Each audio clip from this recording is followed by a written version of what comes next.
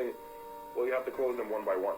Most people were satisfied with the state of affairs, but one man, American engineer Whitcomb Judson, thought the world deserved something better. The idea, primarily, it appears to be that he would put them in shoes, and people who had to lace up would be able to do it in one quick motion. So that was the device that he had in mind, and it didn't work. Judson was a pretty bad inventor. Most of his patents had never got much traction, but he was a great salesman.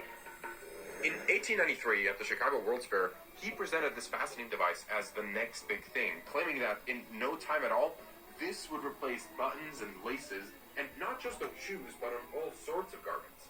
A few wealthy investors actually believed it, so with their backing, the Universal Fastener Company was born.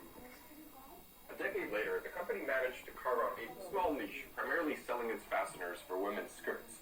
A pull and it's done, said their ads, but that was a lie. Judson's fastener design was a mess. It jammed constantly, and because it was delicate and made from rust-prone steel, it actually had to be removed from the garment before you could wash it, so literally unsewn from your skirt. Moreover, if a single hook and eye were out of place, the whole fastener became unstable, so simply bend over and the whole thing could pop open. Naturally, the Universal Fastener Company had very few repeat customers, and they fell into debt. But in 1906, a new engineer joined the team, 25-year-old Gideon Sundback, who had just moved to the U.S. from Sweden. Why does someone like Gideon Sundback with a good degree in electrical engineering decide to join this failing company? Well, it's a great story.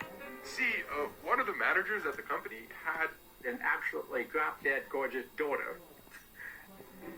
And that daughter came into the eye of Gideon Sundback, and he was completely smitten. So he ends up working for the fastener manufacturer so that he can cozy up to that daughter, and they marry. For the next few years, Sundback made minor improvements to Judson's hook and eye design, but none were ever enough to make the product truly functional. Then, soon after giving birth to a daughter, his wife Elvira fell ill and died. And Sundback was absolutely devastated.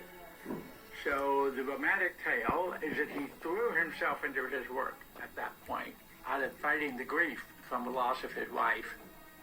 This dark period in his life led to a major breakthrough. Sundback realized that this was never going to work. So after years of tinkering, he submitted a patent